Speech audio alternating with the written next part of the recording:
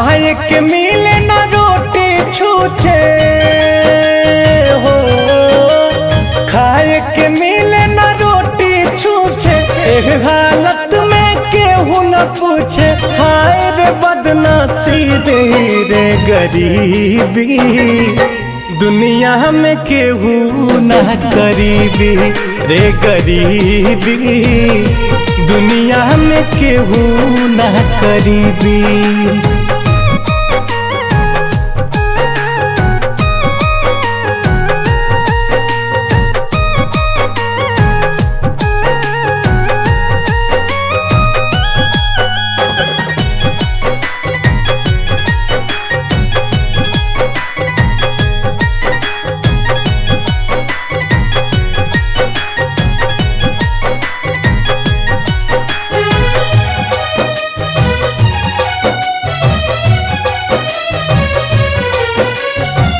दाना दाना जान खाती मन छछनेला, घूमे के परे नंगे पाँव।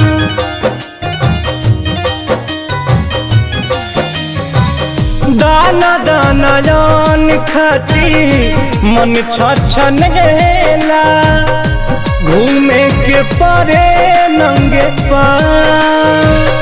एक ही रे हाथे जग गढ़ला जे विधाना, एक ही रे हाथे जग गढ़ला जे विधाना, तब कहे कैला दुई भाई।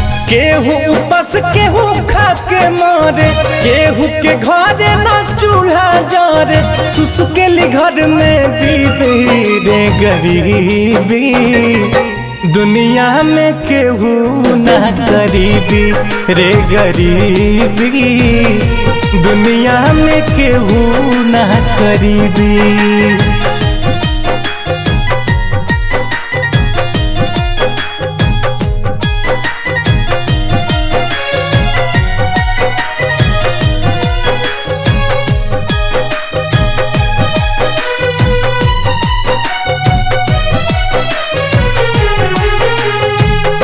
लाज शरम अब भरम नाही बाचल, दुनिया में केहू के पास।